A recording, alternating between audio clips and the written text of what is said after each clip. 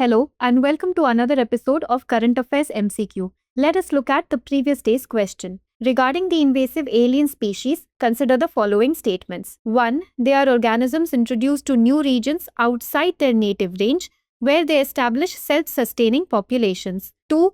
These species often coexist with native species and help maintain the balance of ecosystems, leading to a range of positive impacts. Which of the statements given above is or are correct? A. 1 only, B. 2 only, C. Both 1 and 2, D. Neither 1 nor 2. The correct answer is option A. Invasive alien species, also known as invasive exotic species or non-native species, refer to organisms that have been introduced to regions or ecosystems outside of their native range and have established self-sustaining populations. Hence, statement 1 is correct. These species often outcompete native species and disrupt the balance of ecosystems, leading to a range of negative impacts. Hence, statement 2 is not correct. Hence, option A is the correct answer.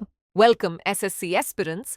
Drishti SSC is here to support you every step of the way. With free live classes, previous year questions, PYQs, demo classes, exam notifications, and strategy videos. Whether you're starting your journey or looking to refine your preparation, we've got you covered. Subscribe to our channel and stay updated with all the resources you need to crack your SSC exams. For more details, call us at 8750187501.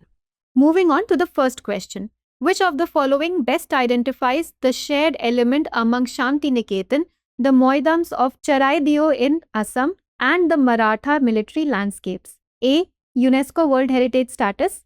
B. Connection to ancient Indian religious practices. C. Historical military importance. D. Associated with royal dynasties of India. The correct answer is option A. Shantiniketan, Moidams of Charaideo, and Maratha military landscapes have all been recognized as UNESCO World Heritage Sites. India ranks 6th globally and 2nd in the Asia Pacific for the highest number of World Heritage Sites. At the 47th session of the World Heritage Committee, India's official nomination for the 2024-25 cycle, the Maratha military landscapes, is inscribed on United Nations Educational, Scientific and Cultural Organization World Heritage List. This makes it India's 44th World Heritage Site, following the 2024 inscription of the Moidams of Charaideo, Assam. UNESCO, through the 1972 World Heritage Convention, helps countries identify and protect cultural and natural heritage sites. India joined the convention in 1977.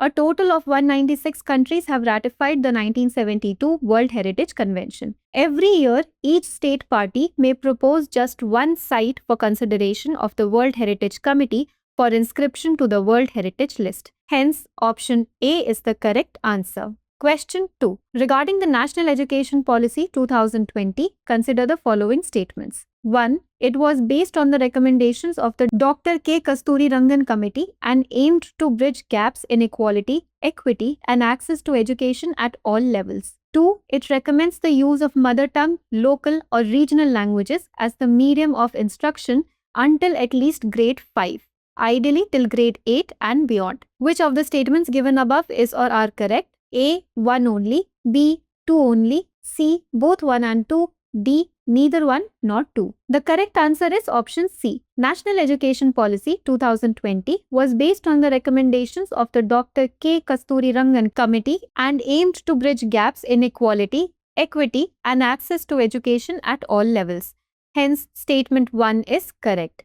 It recommends the use of mother tongue, local or regional languages as the medium of instruction until at least grade 5, ideally till grade 8 and beyond. Hence, statement 2 is correct. It encourages the inclusion of classical languages such as Tamil, Telugu, Kannada, Malayalam, and others as part of the 3-language formula. Hence, option C is the correct answer. Question 3. Which of the following states is best known for hosting the tribes Onge, Jarawa, Sentinelese, and Shaupen? A. Kerala, B. Andaman and Nicobar Islands, C. Odisha, D. Jammu and Kashmir. The correct answer is option B. The planned 16th census of India will include an enumeration of the 6 major indigenous tribes of the Andaman and Nicobar Islands, namely Great Andamanese, Onge, Jarawa, Sentinelese, Shompen, and Nicobaris. Except for the Nicobaris, all others are classified as particularly vulnerable tribal groups. Onges are one of India's most primitive hunter-gatherer tribes, live in Little Andaman, mainly in the Dugong Creek and South Bay. The Jarawa are a nomadic hunting-gathering tribe living along the western coast of Middle and South Andaman. As per Census 2011, their population is 380. Sentinelese are a hunting and gathering tribe, inhabit North Sentinel Island, and remain hostile to outsiders. Though brief friendly contact was made in 1991, they largely avoid interaction. As per Census 2001, their population was 39. Shompen have Mongoloid features. Unlike the other Negroid featured tribes, the Great Andamanese, Onge, Jarawa, and Sentinelese. Hence, option B is the correct answer. Question 4. Magburaka, Kilim National Park, and Moa River, sometimes in news, is associated with which of the following regions? A. Liberia, B. Ghana, C. Sierra Leone, D. Uganda. The correct answer is option C. Magburaka, Kilim National Park, and Moa River are all located in Sierra Leone, which is a country in West Africa. These places have been in news for various environmental, social, and developmental issues in the region. Magburaka is the capital and largest city of Tomkokili district in the northern province of Sierra Leone, while the Moa River flows into southern province of Sierra Leone. Kilim National Park is an ancient geological heritage and is home to many natural wonders such as the huge areas of mangroves, multiple species of monkey, etc. Hence, option C is the correct answer. Question 5. Consider the following statements related to sovereign gold bond scheme. 1. They are issued by the Reserve Bank of India on behalf of the Government of India. 2. They have a maturity period of 15 years. 3. Sovereign gold bonds can be used as collateral for loans. How many of the statements given above is or are correct? A. Only 1. B. Only 2. C. All 3. D. None. The correct answer is option B. The sovereign gold bond scheme was introduced in November 2015 with the aim of decreasing the demand for physical gold and redirecting a portion of domestic savings which would otherwise be used to buy gold into financial savings. The gold bonds are issued as Government of India stock under the Government Securities Act 2006. These bonds are issued by the Reserve Bank of India on behalf of the Government of India. Hence, statement 1 is correct. Gold bonds have a maturity period of 8 years with the option to exit the investment after the first 5 years. Hence, statement 2 is not correct. Sovereign gold bonds can be used as collateral for loans. Hence, statement 3 is correct. Capital gains tax on redemption of SGB for individuals has been exempted. Hence, option B is the correct answer. Question 6. With reference to SEBI, consider the following statements. 1. It has quasi-legislative,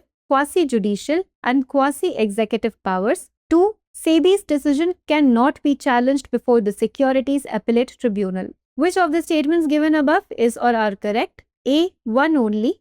B. 2 only. C. Both 1 and 2. D. Neither 1 nor 2. The correct answer is option A. Securities and Exchange Board of India or SEBI is a body that possesses quasi-legislative, quasi-judicial, and quasi-executive powers. Hence, statement 1 is correct. These powers enable it to regulate and oversee the Indian securities market effectively. SEBI's decision can be challenged before the Securities Appellate Tribunal, which is a statutory body established under the SEBI Act. Hence, statement 2 is not correct. SAT hears appeals against orders passed by SEBI and other financial regulators. Hence, option A is the correct answer. Question 7.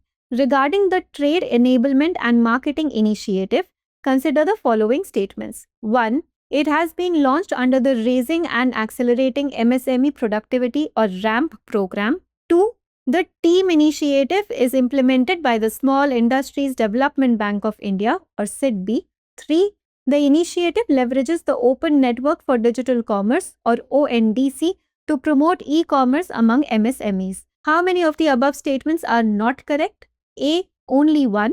B. Only 2, C. Only 3, D. None. The correct answer is option A. The TEAM initiative was launched on 27th June 2024 as a sub-scheme under the World Bank-supported RAMP program, raising and accelerating MSME productivity. Hence, statement 1 is correct. It is part of the Ministry of MSME's broader strategy to enhance market access and digital enablement for micro and small enterprises. The implementing agency for the TEAM initiative is not SEBI.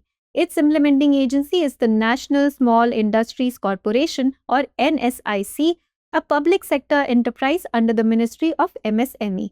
Hence, statement 2 is not correct. The TEAM initiative leverages the open network for digital commerce to help MSMEs adopt digital commerce platforms and expand their market reach. Hence, statement 3 is correct. ONDC acts as a technical partner in the initiative. Hence, option A is the correct answer. Question 8. Consider the following statements. 1. Aadhaar is a proof of citizenship, date of birth and domicile as per the Aadhaar Act 2016.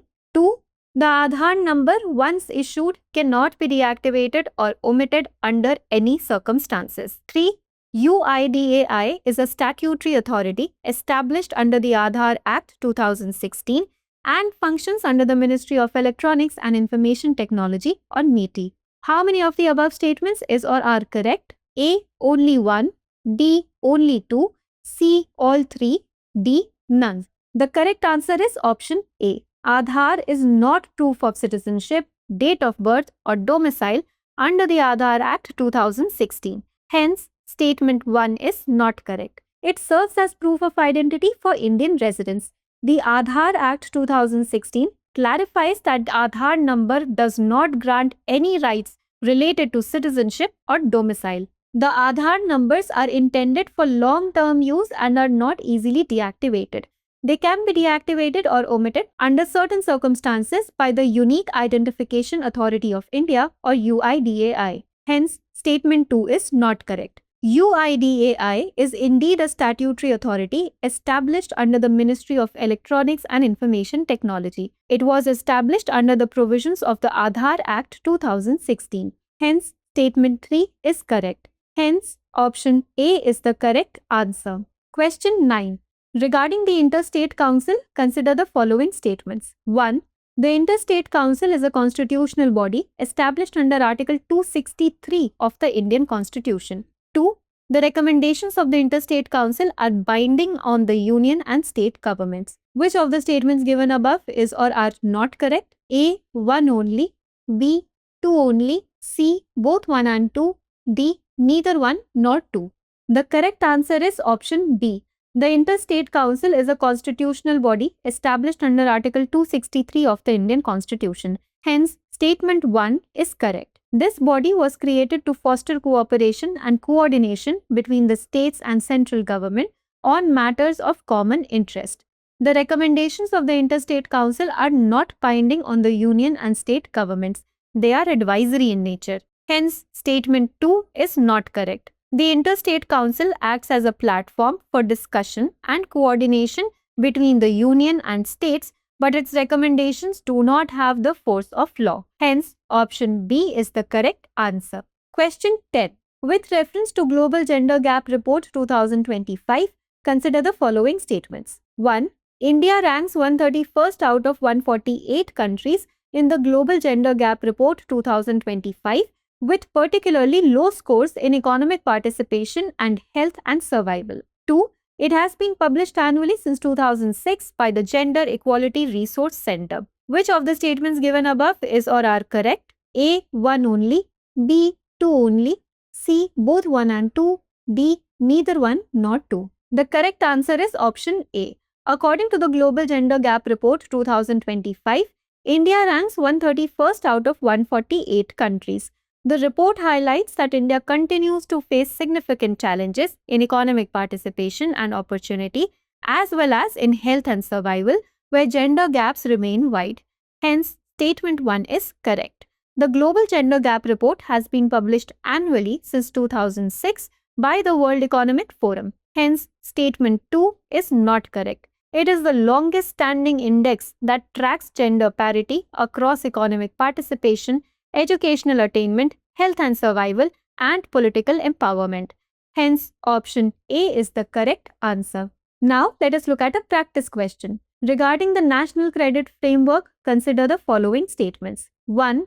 It is a framework for credit accumulation and transfer across all levels of education. 2. It aims to create academic equivalence between vocational education and general education. Which of the statements given above is or are correct? A. 1 only. B. 2 only. C. Both 1 and 2. D. Neither 1 nor 2. Please provide your answers in the comments section.